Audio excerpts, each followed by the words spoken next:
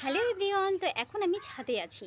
প্রত্যেক দিন বিকেলবেলা কিন্তু আমি আর ফয়জান মিলে ছাদ চলে আসি, যাতে ও একটু বাইরের ওয়েদারটাও অনুভব করতে পারে।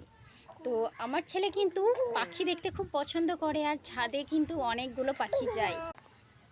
এখানে এসে ভালোভাবে খেলা হয়, ওর সব কিছু দেখতে পাই, বাইরের আবহাওয়াটাও, বাইরের জগৎ কীরকম সেটাও খুব ভালোভাবে অনুভব করতে পারে। এই কারণে কিন্তু আমি প্রত্যেক দিন এই বিকেলবেলা ছাদে আসি। তো এই দেখো, ও এখন খেলা স্টার্ট করে দিয়েছে। ও কিন্তু এখানে খেলতে খুবই পছন্দ করে। একটু হাই করে দাও বেটু, একটু হাই করে দাও ফাইজান। তো আমি যখনই ছাদে আসি তখনই কিন্তু ওর জন্য কিছু না কিছু একটা খাবার নিয়ে আসি, কারণ যাতে ও খেলার মধ্যে খাবারটা খেয়ে ফেলে, এই কারণেই আমি ওকে খাবারটা নিয়ে আসি।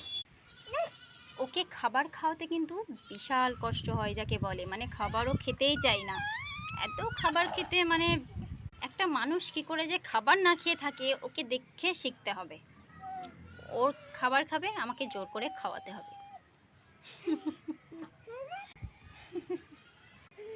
তো সময় সময় মনে করি যে আমার বাচ্চাই মনে হয় বেশি জ্বালাই, তারপর ভাবি যে না, প্রত্যেকটা বাচ্চাই এরকম, কারণ ওদের বয়সটাই এরকম।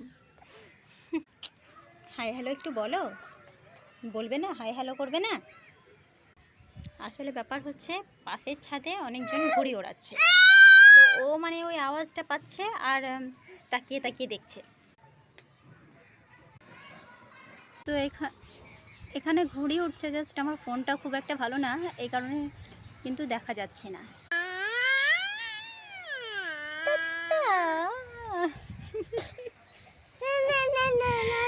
কিছু কিছু কথা এমন বলে বোঝা মুশকিল।